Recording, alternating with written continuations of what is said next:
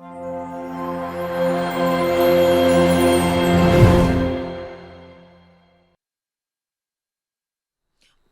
is the month for women, and this is my first time on the show this month. So, I mean, it's proper that I come dressed the part like I always do. So, this is why I'm putting on pink because I'm part time sport host, sport podcast host, but full time princess. So, happy new month to you guys. This is my first time on the show again. So, happy new month and happy International Women's Month to every woman that is a fan of the show. To all of you who have women in your life, I hope you sent them money yesterday.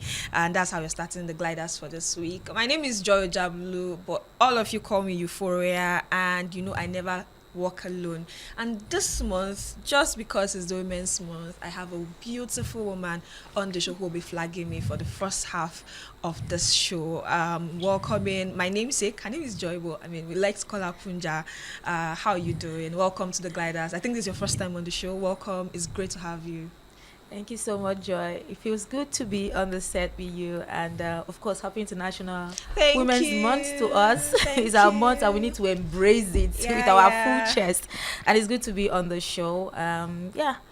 It's here to just talk sports and enjoy ourselves. Man, awesome. Here to talk sports. And if there's anything, the sport of tennis is one to have a lot of notable women in history. Those who have walked the path, those who are still walking. I mean, I think earlier the month, or I think it was towards the end of last month, because last month was Black History Month. I saw a tweet where they were talking about Venus Williams being the first woman to ever make the world number one in the women's category as a Black woman. She was the first Black woman to ever do it. And I said something. I said Venus walked and crawled so that people could fly. People like Coco, people like Mboko, who is currently making the waves, have currently entered the top 10.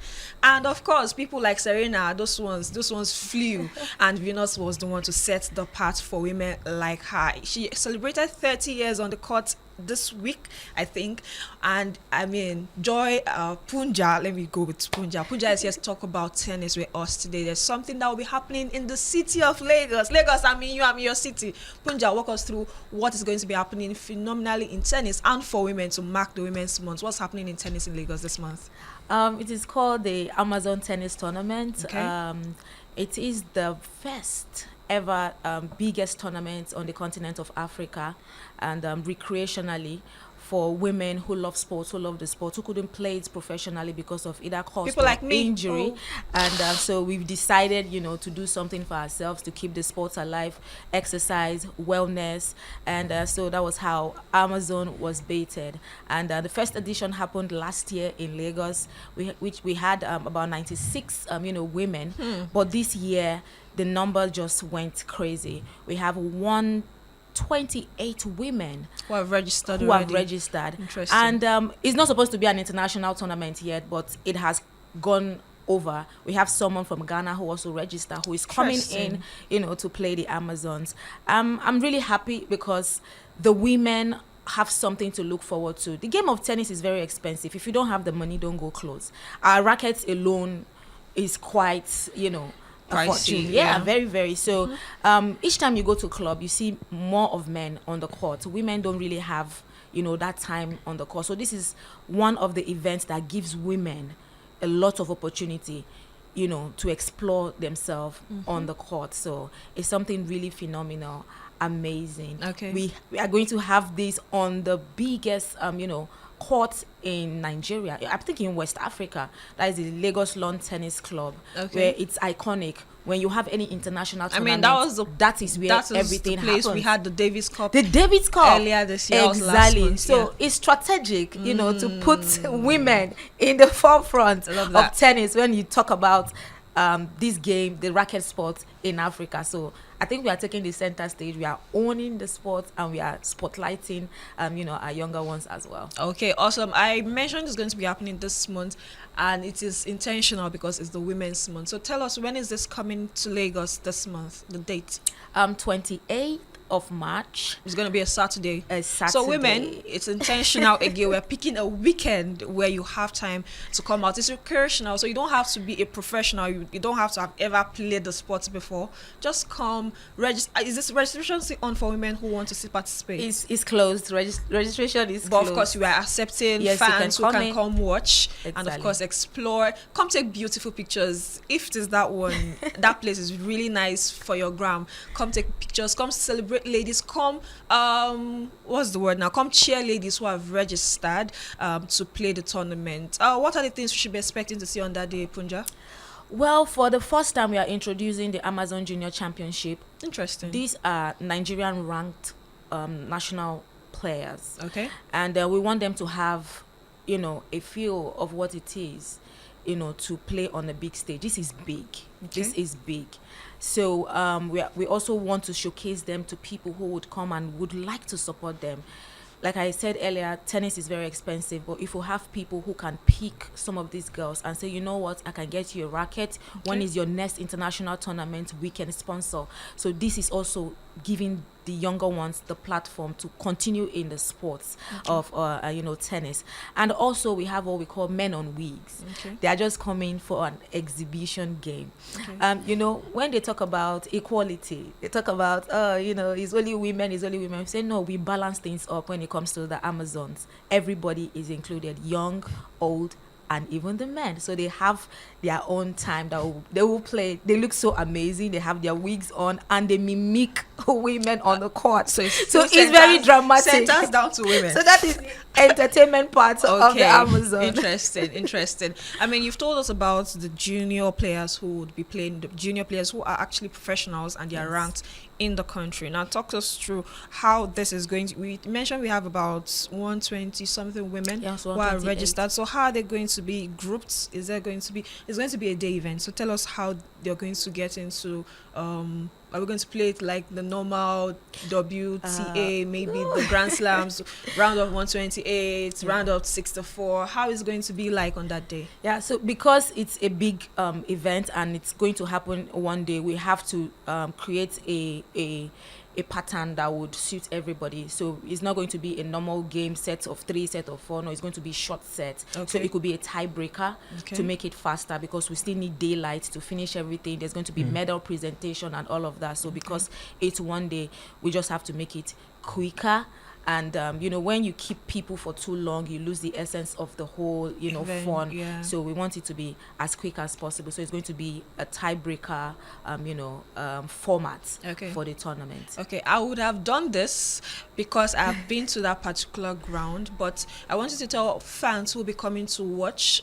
Registration is closed, by the way, but you're coming that day. You're coming to come experience tennis in an iconic site.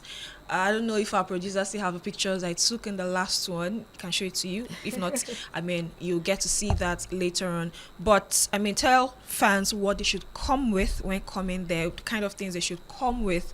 Starter packs for fans who are coming to come watch the game on that day. Well, first, you have to come looking sporty. You have to dress looking the part. It's tennis, of course. When you see Wimbledon, you know this is Wimbledon. Everybody is in white, looking absolutely beautiful. So here, just come looking sporty. And also a touch of maybe purple just to, or pink. Okay. And also there's going to be something for the best dress. You come look sporty, but at least maybe 100,000 for grab. Maybe during the Davis Cup at that venue. Yes. So yes, pictures are always coming out really nice. And that's me. You see, dress the part. I told you. I'm always there. So other things they should come with, water to keep dehydrated. We'll have a lot of water. So we'll provide you water. Just come. And also some drinks, from sponsors that, to keep them, refreshed all through the day. And some maybe food also for people to buy, obviously. Yeah. So I just come prepared to enjoy yourself, have fun, and support the game of tennis. Tennis was literally dying few years ago, but now people are beginning to embrace the sports more. So yes, if for nothing, I've seen the amount of people who have started playing tennis as a hobby in Lagos, and it's really impressive to see the number of people embracing the sport in this part of the world. So yes, come prepared, come for the tournament, or not the tournament, come for that part. It's a tournament, but it's a day tournament coming on the 28th of March. A parting word for our viewers. Yes, there's something I want them to know. This is also a ranking tournament. For the first time in Nigeria, in Africa, there is all the recreational players are ranked. So we have our number one ranking ranked already. She's a police officer. She's the number one currently now, and a lot of people are already coming for her sport, because the more you play games, the more you advance, the more you go for that sport. So it's something really interesting, and the women is making the game more competitive now. Like you stated earlier on, that people are picking this game now. Like tennis is becoming really out there for people to play. So yeah, so this is one thing that will encourage more women. Like imagine, I tell you, Joy, I'm number one ranked, I'm number two ranked in Nigeria. God. Nobody cares to know what kind of rank, like is it recreational or not, but it's out there. So yeah, prestige that comes with it. Yeah, you can see videos from the last edition. You can see how beautiful the women look. So if you want ideas of what to wear on that day, you can take ideas from this, and you can see how iconic, how beautiful the Lagos lawn tennis court looks. It's at Onikon, very close to the Onikon Stadium, just opposite TBS. Exactly. That's the Teslim Balogun Square in Lagos Island, in case you are wondering where this is. So yes, we'll be looking forward to seeing you on the 28th. And thank you so much, Punja, for joining us on the show today. It was great to have you. Thank you so much for having me. Obviously. Yeah, we'll be having a quick commercial break, and by the time we're back on the show, we go fully into the gliders here for the banter and of course top analysis. Stay with us. It's still the gliders with Euphoria and the gang.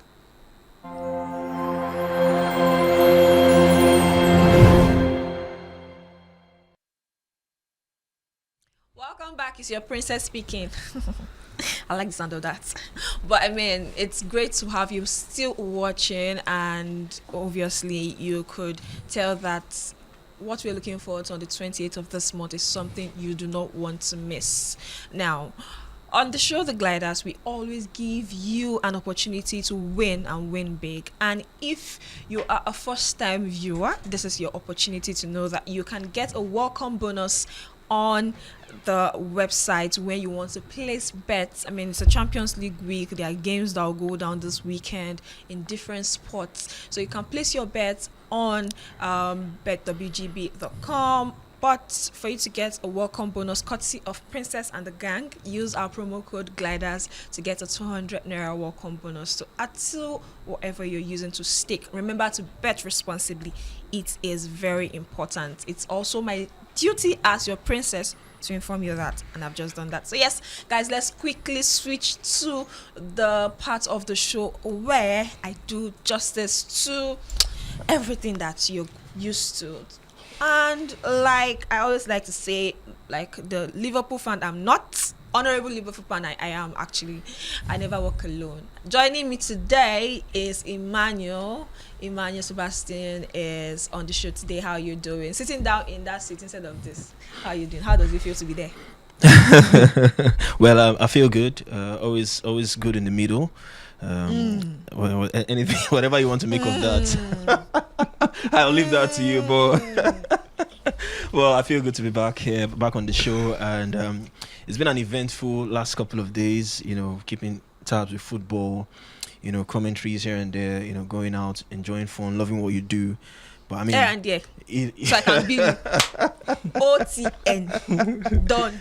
You know, so having fun, you know, with what you do. But you know, shout out to you know, teams who made football interesting this weekend. You know, Sporting Lagos, what a game in the NNL. Yeah, it was good to catch up with part of the gliders as well. I was telling you off, I couldn't see you in the stadium. And I was in the stadium for back-to-back days. Oh my God! You know, caught up with Mikolo as well. You know, and I mean, of course, with his baby. So I just have to add that. But you know, the month of April is done. Please, we are not doing baby again. But yes, Mikolo and his baby were at the stadium yesterday. That's what I was saying. I was like, oh my God, I missed the opportunity to have Mikolo on the show. after seeing his baby for the first time. That was my first time meeting his baby. I I finished him on this. And I love what he does. I mean, there's always one convert. He always brings a convert to the stadium. For the first time, and all that, friends and all that. So it's beautiful to see. But I mean, good weekend, good couple of days. Even though we had fights in other leagues, there were fracas in the Old Firm Derby over the weekend, Celtic and Rangers. Also in the Campeonato Mineiro final in Brazil as well. Where we had a record 23 red cards so, in that game. Eventful weekend. But it's the Gliders, good to be back on the show. So let's go. Yeah, good to be back on the show. Good to have you back. Good to be back for me too. I mean the word to me. So good to be back to me on the show because I missed last week, but I'm back with the guys. And someone who missed the show alongside me last week is Timothy. Timothy, welcome back. How are you doing? Yeah, good to be back on the show. I've been away for Are you sure it's good? Because yesterday just a para as the Milan derby end. Yeah, I've been away for 2 weeks here. Good to be back on the show. I was not here 2 weeks ago. I was not here last week as well. So yeah, it was normally looking at it. I'm not supposed to be angry because I expected that we were going to lose. I was saying on one group earlier yesterday that okay, I feel like we'll lose. Some people said that I was guiding whether that was what it was or not. But looking at the record, I knew that okay, AC Milan was like a team that okay, they are trying to.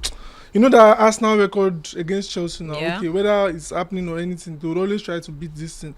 But it was just a thing of Kivu against big teams this season have been very bad. I mean, we lost to AC Milan, we are still 7 points clear. Next week, you probably go, there are 10 more games to the end of the season. At least try to win. I mean, I don't think there will be any time where Inter Milan will not win this league again. It's not possible. I mean, the league is going to be won because the people chasing us are not even like the strongest teams so far. Napoli are not doing so well. AC Milan are not doing so well. And thankfully, if I would say thankfully, and they're not in the Champions League, where I would say, okay, there's a distraction again. So it's just that 1 week break. Game a week. Exactly. Yeah. So there's no distraction to say that okay, they'll not win the league. Before the game against AC Milan, I mean 14 games, 13 wins and 1 draw is no small feat. But it was just annoying to see that okay, when you're playing against big teams, you keep showing the tactical. I don't know, maybe because of course Christian Kivu is actually a small coach. I mean, if you move from Parma to Inter Milan, then you're coming from a very small team, and then even your profile as a coach is not that big. So it's a big job you got, I understand. But I feel like there's a thing with when you do it consistently, you should learn. But it doesn't learn from okay playing against big teams. I mean, 9 big games this season, Serie A and UCL, Liverpool and Arsenal in the UCL lost to them. The other 7 in the Serie A, just 1 win. The others losses and about 1 draw. So you have played 7 big games in the Serie A so far. Like I'm talking about when I mean big games, like teams that you know that Napoli, AC Milan, and I think Napoli. Yes, exactly. Juventus. You lost 1 to Juventus, drew 1 to Juventus. Then the rest were losses. I mean, like it's not cool. I mean, Napoli should not be beating you. I think the first time in a long time you lose both legs to Milan. Exactly. I mean, you still at least get a draw. Yeah. You understand, but it was very annoying, like I said. But I mean, I've moved over it, and then coming off my birthday on Saturday was really nice. And then, that's true. Yeah. Happy birthday to you. Thank you. I had cakes this morning, so. Maybe because I'm not into the cake, that's not settled in that. Yes. It was really nice, and I was out, and then came back. You are out. Where you go? Outside that? Yeah, I went to Ikeja. I was Undubusi Kanu Park. Oh, okay. Yeah, so I was there. You kept it civil.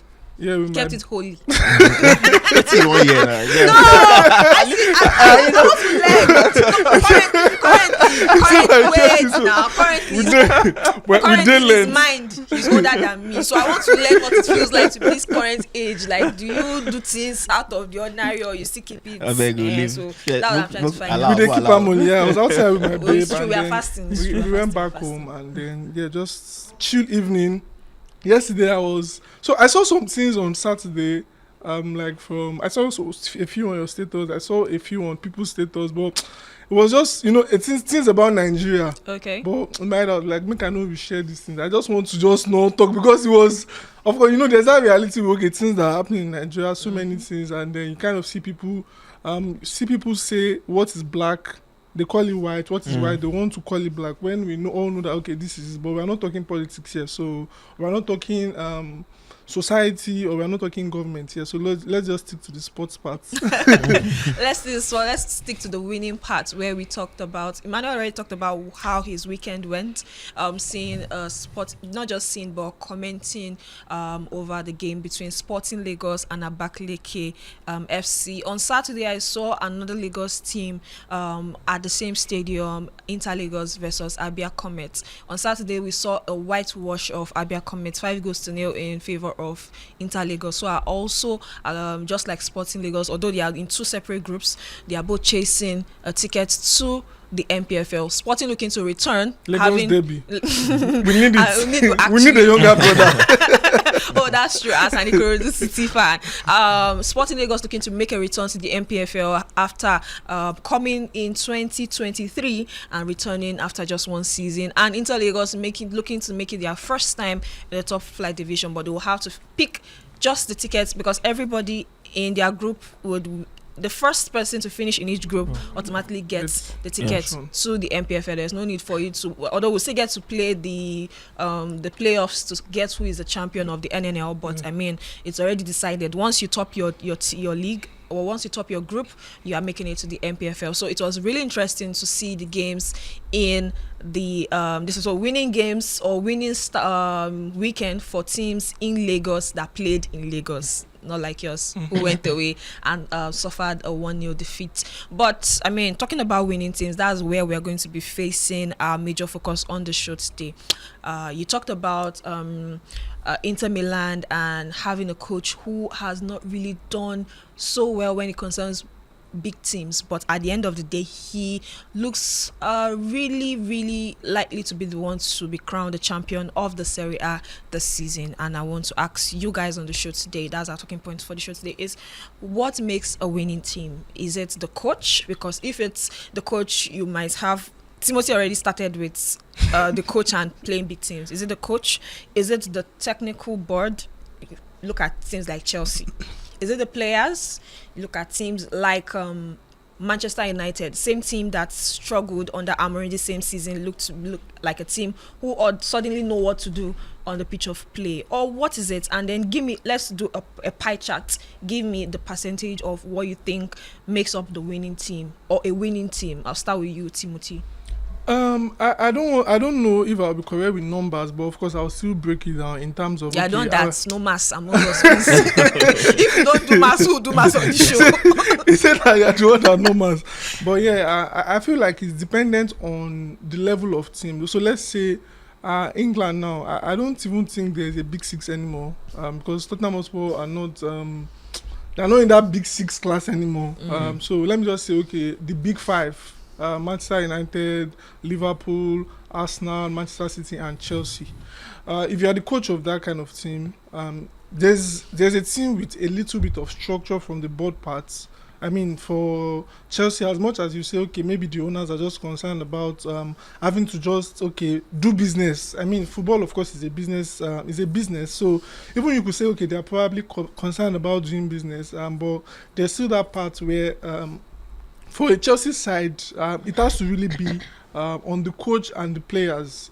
So, for instance, I know that there's a place where Todd Bowley and his Igbali kind of they have to put in their own parts of trying to bring in players, trying to spend money, try to ensure that the books are balanced and all of those things. But for the player, for the coaches and the players, I think it's really up to them to say that we want to beat that side. And most times, I think it settles with the coach. And I feel like if you bring a coach who the mentality is too small for some teams, it kind of affects. So if you put a coach who was probably coaching in let's say Brighton or maybe Brentford or some more of those small teams, maybe Wolves, and you take him to Arsenal, I mean, there's already pressure on you. You know that, this is a pressure job, but take him to Manchester City. Let me use Nigeria, for instance, now.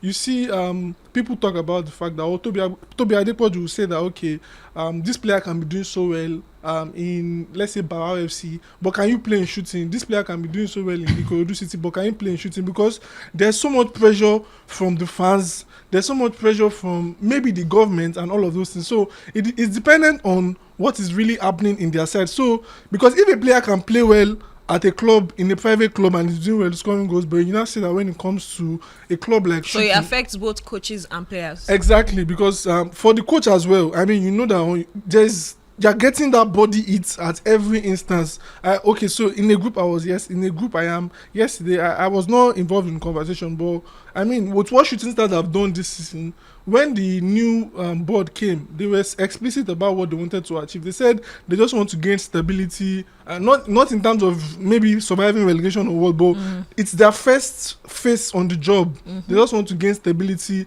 All of them were excited, the fans, but two fans yesterday on one group, they started cursing the coaches out. They started cursing out the board. They were like, "Oh, will you go and bring?"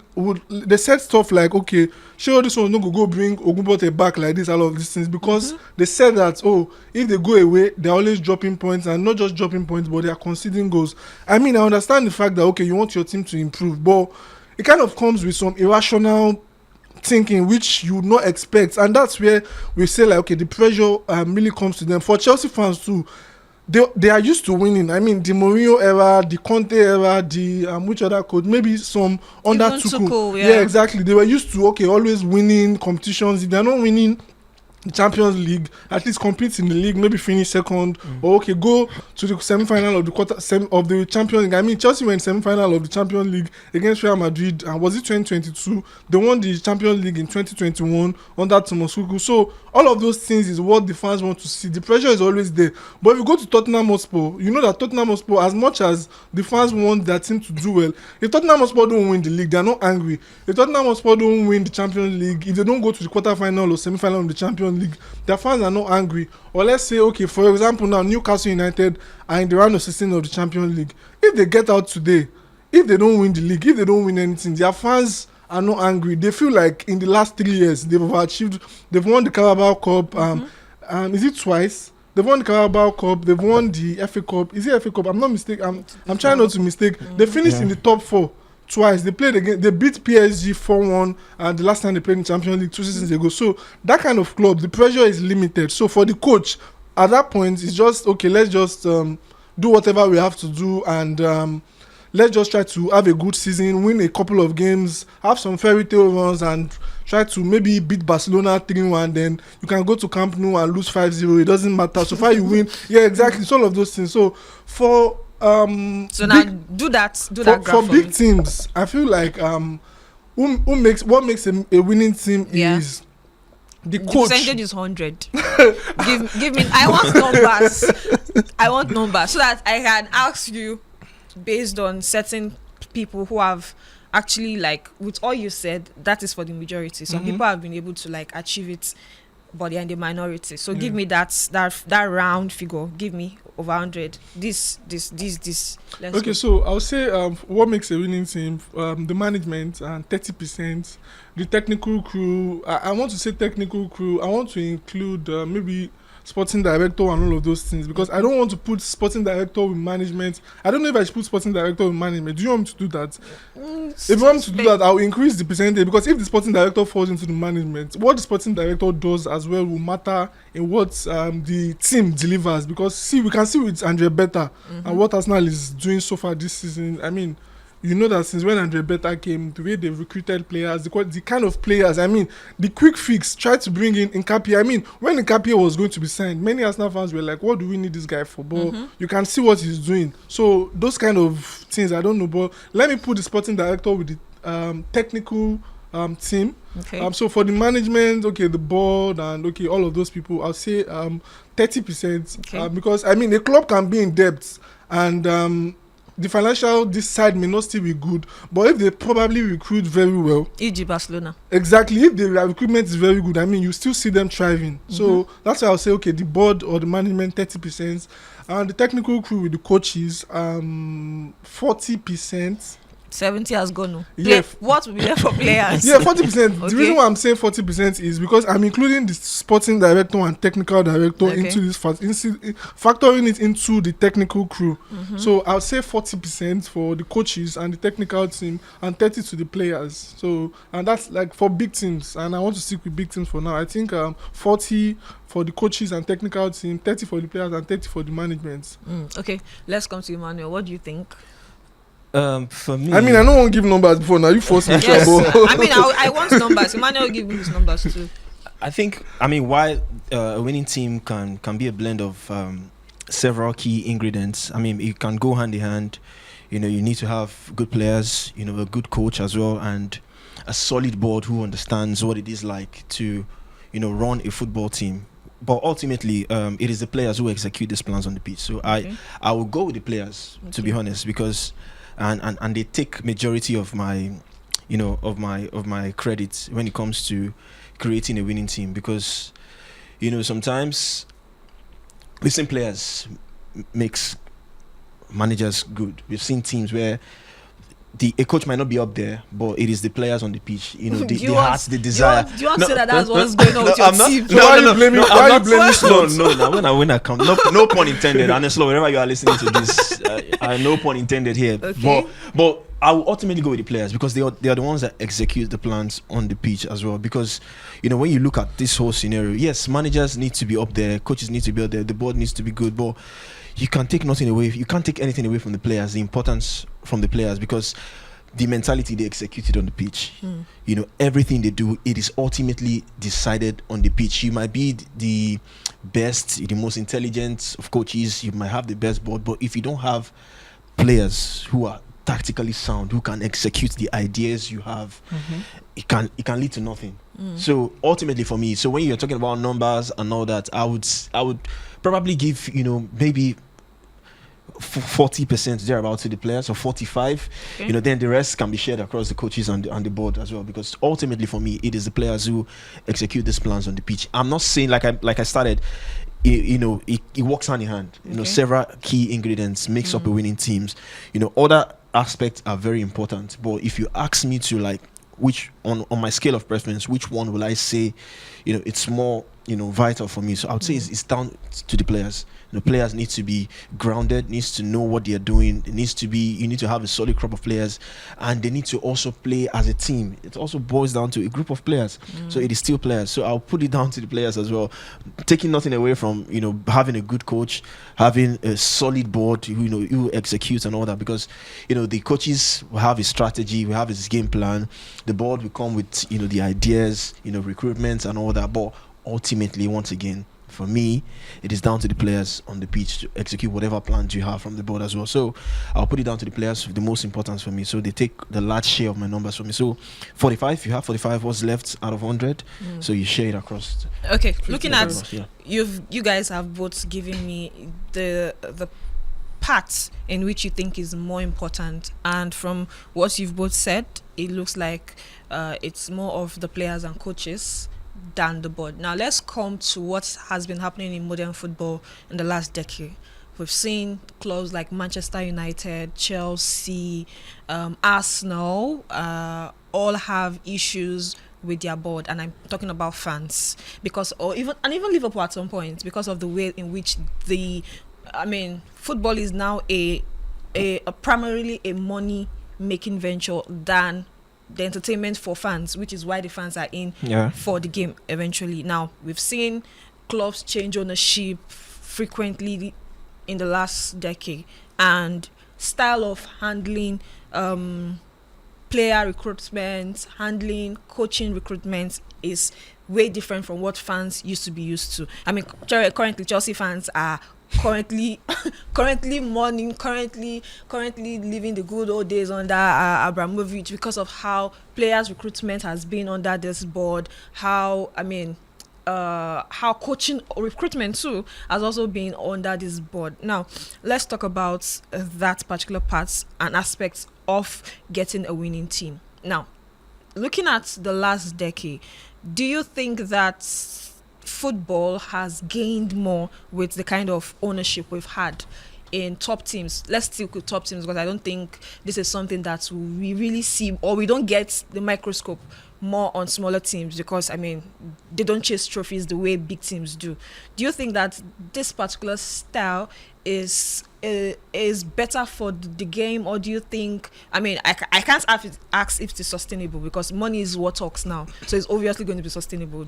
Money is always going to rule the game from now till whenever we leave this earth. Exactly. So it is what we just think about the good old days and say, okay, back then when money was not as important in the game as it is under the Sir Alex Ferguson, the earlier days of Sir Alex Ferguson.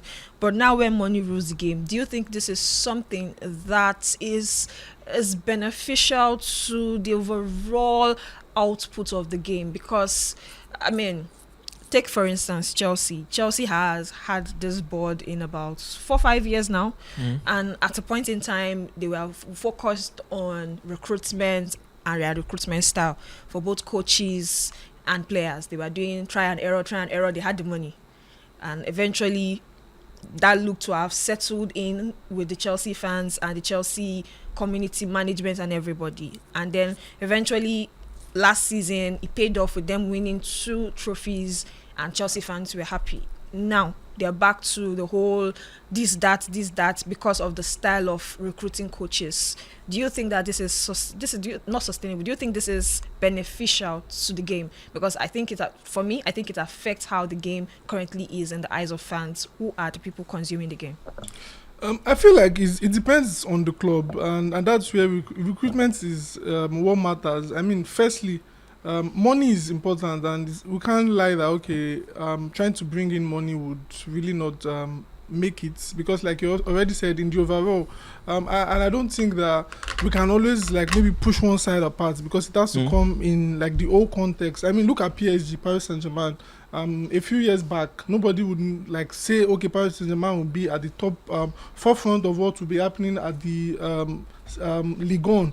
But then Nasser El-Khalifa and Qatar guys? I can't remember if it's Qatar or Saudi now. No, and they came. Okay, they came to PSG, and then they started doing their thing. They investing money. Exactly, they started doing their thing, investing money. They won the league. They started dominating the league. And when they saw that we're tired of winning the league and the what's the other thing? The Champions League. No, their cup game. Okay, like, Coupe de France. Yeah, Coupe de France. When they were tired of we need to take it a notch higher. They tried, I think in 2020 they got into the final, they lost to Bayern Munich, and then they felt that we'll have to continue trying. Then they kept appointing coaches. I mean, I remember there was this coach that they got then, I'm trying to remember his name after I can't remember his name now. There was this French coach before or after PSG. Yeah, there was this French coach. Something. Laurent Blanc. No, not Laurent Blanc. I'll remember his name later. But they tried. When they brought him in, I'm not sure he used up to one season. And then you were wondering that why would they sack this manager? But because they looked at it that this is not why we brought you here. We don't need you for the league. We need you for something. I mean, we want to be competing in the Champions League. There's that thing when you get into the semi-final of the Champions League. Let's say this season.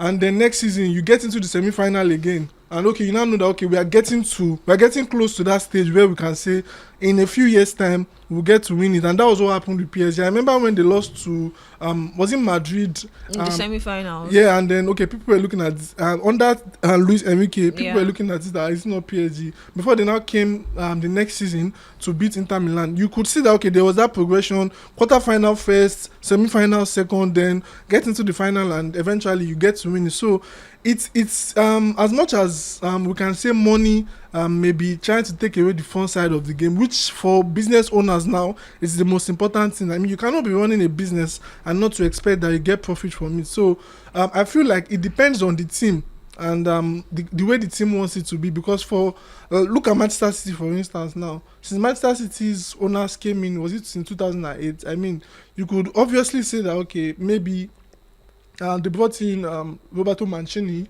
and before Roberto Mancini, I can't remember the coach. Pellegrini. There was someone before Mancini, then Pellegrini, before Pep Guardiola came. So, I mean, look at the progression. Mancini won the league, Pellegrini won the league, and then they felt like, we can be more competitive. They brought in Guardiola, did not win in the first season. The second season, he won, and first, I think 4 4 straight times that Manchester City won the league, and who knows, they could still win the league this season. I mean, since Guardiola came in, they've won the league 7 times. How many seasons has Guardiola used in this thing? Is it 6 or is it 8 or 9? I can't remember now. So that's that thing, and they've won the Champions League, they've won the treble, they've won the Club World Cup. So as much as you can say money does not matter, for some club, it is money. Okay, so as Guardiola came into Manchester City now, if there was no money to invest, say, okay, let's buy this player, I mean, Manchester City have bought players at huge fees and it has not worked out. But when the this money season, is there, for example, they started with Trafford for £50 million. Exactly. And when And Trafford was not giving what they wanted. I mean, they went. So is it They still went for big doma. so for those big teams, they would always want to pump in the money, and they'll feel like, okay, this is not working. We need to go and get someone else. I mean, Manchester City spent 100 million on Grealish. They spent money on this Calvin Phillips. They felt, okay, would be their new defensive midfielder. But where Calvin Phillips now? So they had to keep spending, and that's the thing. This January they brought in Semenyo, they brought in Maguire, and it's always the thing for big teams. When you are already at the top, when you are competitive, you have to buy players. People felt that, okay, Arsenal did not need to buy players last summer, maybe not even in defense. But Arsenal bought Pierre Nkapie, they bought Christian Mosquera from Valencia, and you can see how impactful those players have been. So as much as people would be like, okay, maybe the money part is bad, or it's not really giving the vibe, depending on the club, but it's really helping because you have to continue recruiting. Don't be shocked that again next summer, if Arsenal wins the league, because they have won the league, or because they will win the league, if next summer they win the league, they would have to spend more money, because there's that place with when you're already at the top, you don't want to drop, you want to still remain competitive. Some players may go, then you have to bring in more players that will still make you competitive. So it's the thing with the big teams. For some clubs, it's dependent on how the owners see it, because for Chelsea now, I feel like for Chelsea owners, I don't know why they decided to continue changing coaches. I do not really understand. This season they sacked Pochettino. Pochettino came in that season. I'm not sure it was the one that started the season. He was on the Okay, it was one that started the season. They finished 6th. It looked like, okay, Chelsea did not start well, but if you looked at it, Chelsea were progressing towards the end of the season. They finished 6th. It was not the best. You'd have expected them to keep him. They went to bring in, was he a reporter? What's his name? Graham. They brought in Maresca. Okay, they brought in Maresca. Yes. Okay, luckily for you, Maresca came good, finished in the top 4. I mean, that was like the first goal, finished in top 4. Yeah. The competition in which they were, played in the UEFA Conference League. They won it. Played in the what's the name? Club World Cup. I mean, nobody would have expected that Chelsea would beat PSG the way they were rampaging from the Champions League final to even getting into the final, beating Bayern Munich, beating Madrid to get into the final. Yeah. But they won it. That was progress. This season also, I do not see a reason why they decided to say, okay, let's let Maresca go and bring in Liam Rojunius, like some people will call him. Like some people will call him. So I don't know why the Chelsea owners are doing it. They're spending money, and you cannot even say that they have not bought players. Maybe not players that Chelsea fans want, but they've spent money. I mean, currently there's a record that they are currently the team in the Premier League running on a negative in terms of financial. Their finances this season has been on a negative, and I mean, it's not looking like exactly what they are doing is making any sense at this point. I feel like they've not had stability, and then maybe, I don't know who Chelsea's sporting director. I since what's her name, Marina Gravnovsky left under Abramovich. I don't think they've really gotten it well at the sporting side. I felt like Marina should have been someone they cared, but it looks like Marina was very close to Abramovich, that she could have not stayed at Chelsea under this new board. And since then, I don't think they've gotten it well in the sporting side of trying to get their player recruitment right.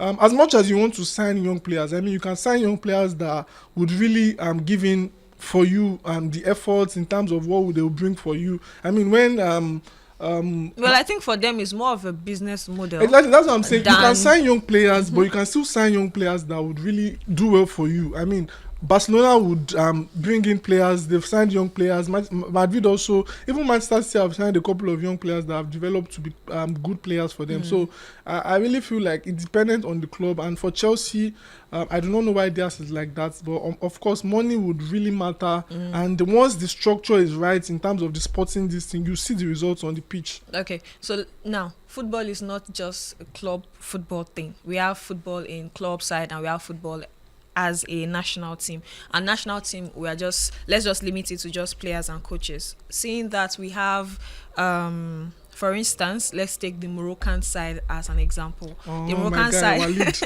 the Moroccan side that got to the semi-finals of the World Cup in 2022, got to the AFCON final in 2026. I mean, that side has been a side that has been together. Maybe some more or new bodies added to the side along the way. I'm talking about the 2022 side, added along the way to what we have currently. You might use them as an example, but I mean, what makes a winning side in the national team? We have France, we have Spain, we have all these top teams. We have Brazil, who are looking for their World Cup. Another World Cup since the last one they won in 2002. I mean, what makes a winning side in the national team? Using the same analogy, but won't spend time on this. I feel like, firstly, it's a federation that makes sense, if that's the word, or a federation that knows what they are doing. And then not just bowing to the crowd of the fans. I mean, fans will always be loud. Fans know that in a competition there can only be one winner.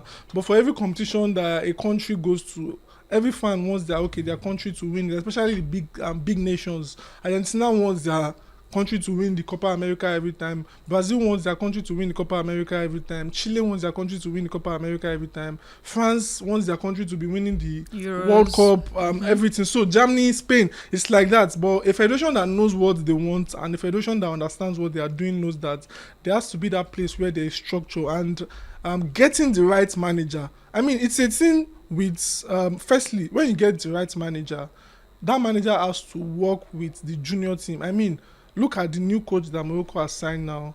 They promoted him from the under-20 team. I won the World Cup for them last year. And they promoted him. And then they've said that he's also going to work with the new coach that will come to the under-20 and the under-17. Why? Because there are some players that will come from the under-17 ranks to the under-20. There are some from the under-20 ranks to the national team. If there is a working relationship with, let's say Emmanuel is the senior national team coach, you are the under-20 coach, and I am the under-17 coach. Why am I under-20? I want under-17. Okay. I want to be under-17. If you are the you're under-17. Okay, I'm the under-20 coach. Yes. If as the under-17 coach, maybe you go for a tournament or a scouting, whatever, or just a mini tournament, at that place, you have your report, you have your analysts.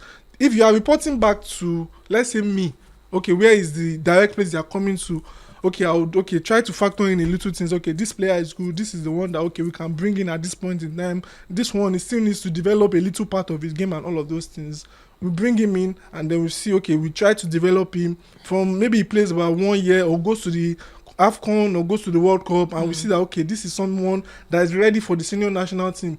I mean, if we are working as a team, it's not just because I am working for the under-20, I would not relate to the national team coach, or because I am working for the under-17, my job is just to go for the under-17 national team. Exactly. But if there's that working relationship, if there's that working synergy, we know that, we can try to advise that, there's this player right now in this team, even if he's not going to be playing, but let him just get mixed and all of those things. That's what matters. And patience.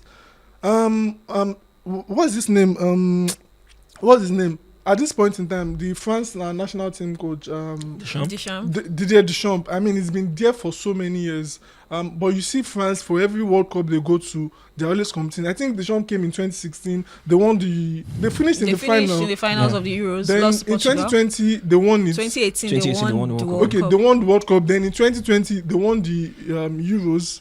If I'm not mistaken. Okay, no. It was Italy that won the Euros. Yes. They won the Nations League. If I'm not mistaken. So yes. There's that progress. At the 2022 World Cup, they got to the final. Anybody can lose on penalties. Yeah. At this World Cup now, you still expect them to compete. After this one is going to resign, that will be a 10-year run. You can't say, Deschamps did not have a successful reign being the coach of the national team of Spain. When Joachim Löw also won the World Cup for Germany in 2014. I mean, it had been there for over for so many years. When Del Bosque won the World Cup for Spain in 2010, he had won the Euros for them in 2008. 2008. Yes. They won the Euros also in 2012. So it's about patience, and then let the coach also try. I mean, you will not always win, It's not possible that, okay, because we have not won the AFCON now, and let me use Nigeria as an instance, because we have not won the AFCON now, many fans, okay, are looking that, okay, let's move away from Eric Chell. But we saw what we played at the AFCON, and we knew that, okay, this is something that could lead to... Why they look me like that? Because I remember that almost everybody that wished you happy birthday was calling you a friend. So you're campaigning for your friend. Don't worry. It's not like I'm even campaigning for me. But you know that this is something... Look at Morocco as well. I mean, Walid Regragui, they brought him in 2022. No, but they did not. I'm not sure they would have given him the task to go and finish in the semi-final of the World Cup. At that point, I think they renewed his contract, and then look at the progress so far. Although at the last AFCON before this one, they did not do so well. But I mean, you can see that this is a team that I don't think Morocco will go to any tournament now, and maybe you expect that. You call them underdogs. It's not possible. Nobody. Even at the World Cup. So it's for the national team. You need a working federation that will be patient and try to get the right coaches. Also try to not just for the national team, not just for the senior national team, also for the junior level, so that there can be that working synergy. And there has to be a proper technical director. I mean, a technical director that knows that, okay, what we are doing, we need to fix this in different positions. So it's not just about, okay, just appointing one coach and, okay, expecting to work magic. There has to be structure and patience. I know when it comes to club football, I stuck with the players, but I mean, for national teams, I think I'm going to take more to federations, because when it comes to I think in national team football is where you need coaches longevity, because in club football there's no time for that. Not much time. But national team, you want to give your coaches the time to, because you're bringing players, you are streamlined to players of your nationality, and then there's unlike the club football where and windows as well. So looking at all those factors, so you want to make sure the federation knows what they are doing, because I mean, when you look at national teams who's been successful in recent times, they've got good federations. Sometimes, yes, we know sometimes players on the pitch can step up and play their A game irrespective of what's happening behind the scenes. These Togolese can just come on the pitch and win the game. But when it comes to national team football, it's quite different from club football. So federation needs to be key, needs to know what they are doing. And when it comes to national team, I mean, like you mentioned, there's the age grade as well. You want to see that integration properly over the years. Not when you see some set of players in this particular time in the junior level, 2-3 years, you don't get to see them again. They've moved on to pastures news. They don't get called up. So you want to see those progressions when it comes to national team football. So federation needs to be on point. They need to know what they are doing, compared to club football, where I have to tilt it more to the players. And sorry, just to take you back on the earlier question, if ownership has really improved the game of football, I think it has to some extent, because over the years we've seen multi-club ownerships now adding numbers, and we could see the benefits, in terms of talent sharing as well, financial benefits.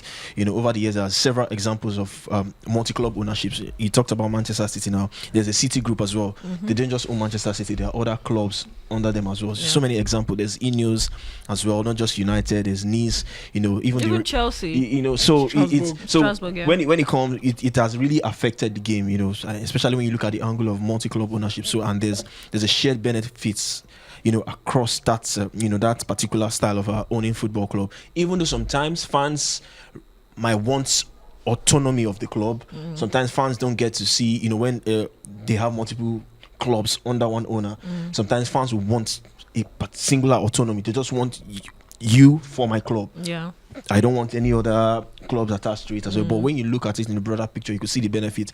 You can groom talent from, maybe you have players from other clubs, you can bring them to your AD's club to develop on that, or you send them there to the little club to gain experience, playing time as well. That is part of the benefit as well. So it has really seeing what's his name, Ben Chilwell playing and being happy, actually, that was the word I wanted to that's one benefit of multi-club ownership. So it has really affected the game, but sometimes fans can want autonomy of a football club. But I mean, we know fans can be crucial in football games, but I mean, owners are always, they are the ones who call the shots. So that's talking about calling the shots. Something is brewing or has been gaining momentum, and I want us to talk about whether it is something that those that call the shots will actually be looking at doing this summer. I mean, we're already in March, in just 10 games in some leagues for the season to be done, over, yeah. and we'll start talking about transfers fully for next season. Now, Victor James Osimhen to Barcelona is gaining so much traction. Rumors in the transfer window corridors and even online. I mean, fans will always talk. And if you've known anything about football, is that once there's a rumor, fans pick it up. It's always mostly there's no smoke without fire. Is this something that will be beneficial to both Victor Osimhen's camp and, of course, Barcelona? Victor Osimhen is still in the Champions League, so it's possible. Is it? Are they in the same? Are they in the same? No. Yeah, in different parts of the divide. Are they in the left side No. of the bracket? Yeah, the left side of the bracket. left side of brackets? Yeah, Real Madrid, Man City, because they play Liverpool, so I've really So checked Barcelona is that. at the other side. So there's a possibility that they might even get to meet In the final. at any point in time Along the road, yeah. Along the road. So do you think this is something But that they can't meet along the road except the at final. the finals? Yeah. Okay. Do you think that this is something that Barcelona should explore? Victor Osimhen to their club, seeing that he is someone who can deliver when it concerns numbers for them. Lewandowski is obviously aging or has aged, and would be time for him to start getting ready for life, maybe outside football, or outside top leagues. Will I say top leagues?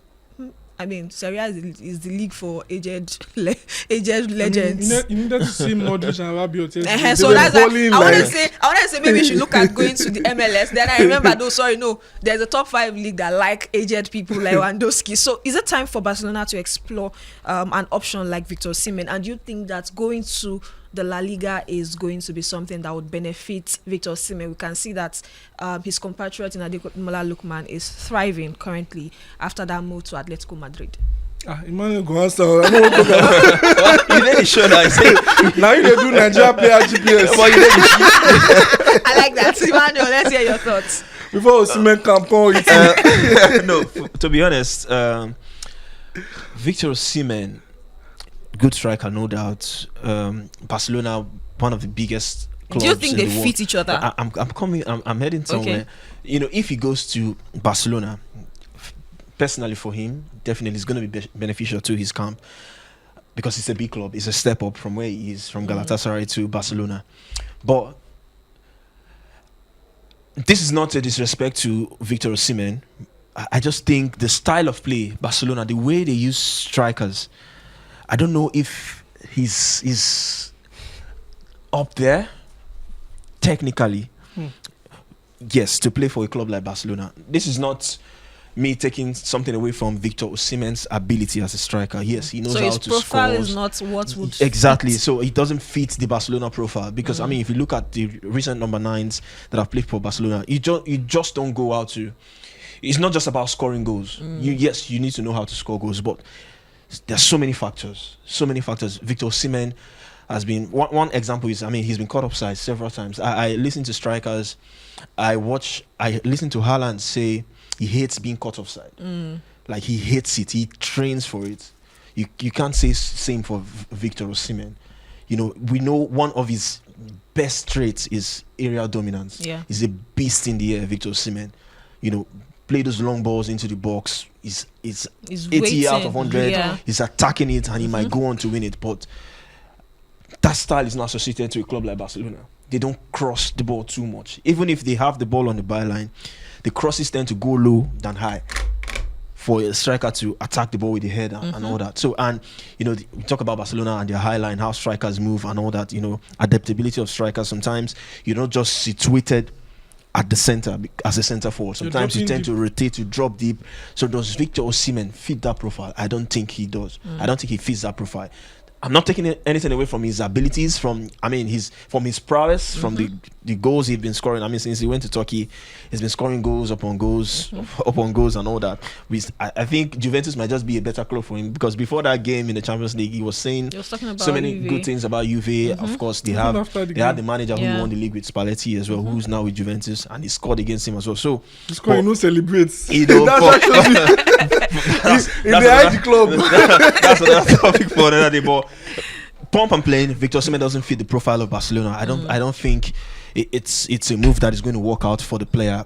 But outside the football, definitely, no doubt, it's a big move for him. It's a huge upgrade. If he goes to Barcelona, fantastic league, La Liga. If he goes there to play, I think he's not played there before. No, he's not. Yeah, he's played in France. He's played in Germany. He's played in now in Turkey. He's played in Belgium. And he's played in Italy as well. So I don't think, maybe another club in La Liga, but not Barcelona. Okay. Yeah, Timothy, let's come to you.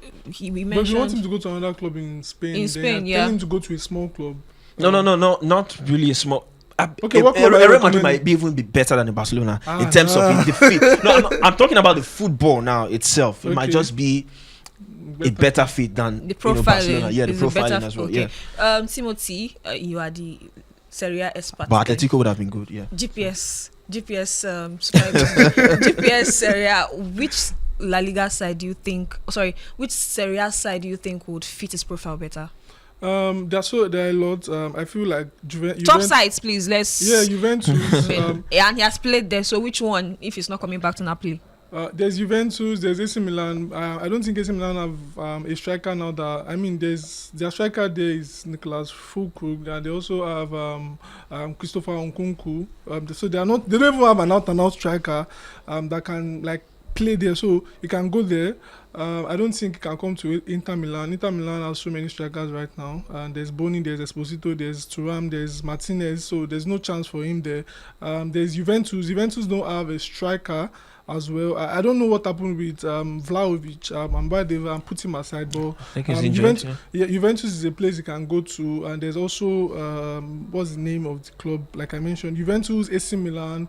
Napoli is no. Of course, you cannot go back to. Yeah, obviously. You cannot go back to Napoli. So I think it's just Juventus and AC Milan, and I don't think we would also want to go to Atalanta, and I don't even want to put Atalanta in that big club.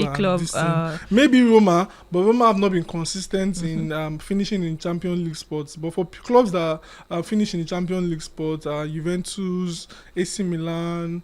Just Juventus and AC Milan. Napoli cannot be in that bracket again, and it doesn't have a chance at Inter Milan. So just Juventus and AC Milan, and of course he loves Juventus, like Emmanuel mentioned. So why not just go there if that's like a place you want to go to? But remember, when he signed for Galatasaray, there was a clause in that Napoli inserted that he couldn't join. Okay, a top club in the Syria. Yes, exactly. I remember. I think 2 years or so. We don't know how sure, but I think the news made the rounds at the time. How many years was there? I think so. It was a period of 2-3 years, if I'm not mistaken. But I mean, we don't know how. I don't know. He has been with Galatasaray now for over 1 season. Yeah, this should be second season. And I remember the coach I was trying to talk about, Christopher Gaultier. Gaultier. I was going to remind you, but I mean, we had gone past that. Let's quickly go to touch some of the games that will be happening this midweek in the Champions League. We're running out of time, so let's just talk about some of the games to look forward to in the Champions League. Champions League games will have Galatasaray led by Victor Osimhen, who had to, coming from a comfortable position, had to actually fight their way to getting into this spot. But that is all forgotten now because they'll be up against Emmanuel's Liverpool tomorrow by 6:45 Nigerian time. Newcastle. Those 6:45 games they get as big. Well, Newcastle will be up against Barcelona. Atletico Madrid will be up against Tottenham Hotspur. Atlanta will be up against Bayern Munich. Leverkusen will be up against Arsenal. PSG, the big one on Wednesday, will be up against Chelsea. A rematch of that Club World Cup final. We'll have Bodo Glimt against Sporting, and of course Real Madrid against Man City, another big one. Which of these games do you think we should be putting, or which of these things would you be looking forward to, apart from, I'm going to ask you, apart from the Galatasaray Liverpool game, for obvious reasons, which of these games do you think we should be looking forward to give us a proper Champions League kind of game? Of course, it had to be the one that involved the big guns, Paris and Chelsea. A game I'm really looking forward to. Luis Enrique would really want to revenge on that Chelsea side because it was a whitewashing, that Club World Cup final, a result where even as a Chelsea fan, you wouldn't have expected Chelsea to streamroll past PSG in that final.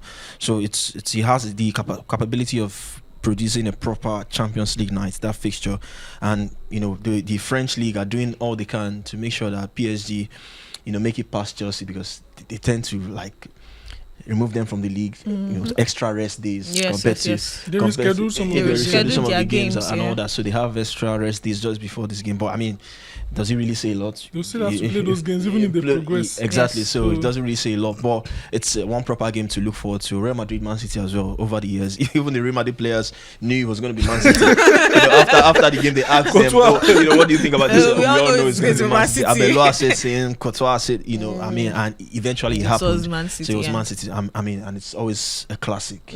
Anytime Real Madrid take on Man City. So those are the two games. I'm also looking forward to Sporting Bordeaux, two even teams in the draw. If you ask me, I think that was the perfect match to give perfect them. match. Yes. Based on what To Bodo ensure Glimt, that, this man will yeah. definitely know what the dangers of Bodo Glimt and what they've done in this Champions League this season. But that's another fixture to keep an eye on. But of course, you said apart from the one I'm involved in, but I mean, a game at the Rams Park is always interesting in Galatasaray, Liverpool. Yeah. The atmosphere in that stadium. I mean, talking about two It's teams who really have really, really terrifying grounds. I Yeah, mean, so you the have home and to- away games you have will to, be you have to give it crazy. to Galatasaray, the fans. They have the noise, the way the stadium is built, The smoke. the It's smoke, smoke. ultras and all They're that. Moroccan. It's really, Yes. even the Liverpool players alluded to the fact that the atmosphere was good because these teams, they've played in the group stage, Yeah. but it was just one leg. Galatasaray won. Victor Osimhen from the penalty spot. Yeah. I remember that game.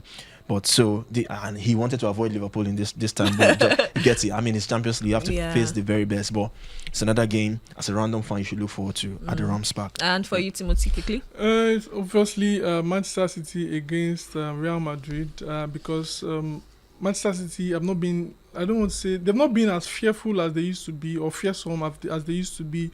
Real Madrid, they are neither here or there, so it's like kind of open. Okay. But I don't know. Many people are saying that they're getting tired of it. I'm also getting tired of it. I mean, we want these fixtures, but we do not want it to come every season. It's not a league game. I mean, It's not- this is it's not like But it's the always giving us that fourth time in classic like 5 game, goals seasons. and drama, entertainment. Yeah, So it does. I wouldn't get It tired does, if it but keeps happening like it that. does, but if it comes at a stage where you know that you cannot avoid Avoid like in the them, semi-final, semi-finals, there's just yeah. 4 teams left. You know that Yes, okay, this is what we you get. must But win this. it happened last season in the playoff. Now it's happening again in the round of 16. I mean, it's coming too early. It's not a league. Both teams are not in the same league. Where You they get always to have meet to them. face each other Yeah. every season. It's a Champions League, and then for 5 seasons now they've met each other. I don't know, but it's something we'll still look forward to. But I don't know if it will be as classical as it has always been. I just feel like okay, both teams will just play and it would happen. But for PSG against Chelsea, I mean, both teams they mean each other. Mourinho wants to show that okay, he's that guy that can manage Chelsea. Enrique also wants to show that okay, yeah, we won the Champions League last season and it was no fluke. So it's going to be interesting. And then Bodo Glimt, I'm rooting for them because they've done so well, and I feel like they're a decent side. But let's see how far they can go. I'm rooting for them to go to the semi-final, but they have Arsenal in the quarter. They will probably play Arsenal in the quarter-final. So that may be hard, but let's see. Well, I mean, Arsenal are still on the way to winning the quadruple because they are in all competitions as at today that we're making this recording. If Arsenal win the quadruple, this says just leave it for Mikolo. well, till that time, we'll meet you again next week to discuss what happened in the Champions League this week. League games would still return this weekend. It's been awesome doing this with you from the start of the show to this time around. Thank you, Timothy, for being on the show today, and happy birthday to you in arrears. Thank you so much. Thank you, Manuel, for coming. I mean, it was great having you. And if you've not Always a pleasure. subscribed to this channel, I don't know what you've been looking for. Please subscribe. Remember to always share with your friends. I always say thank you to everyone who drops the comments after watching. Thank you so much. You keep us gingered to continue to do this. We'll see you again next week. Until that time, remember to give women in your life money this month. Bye-bye.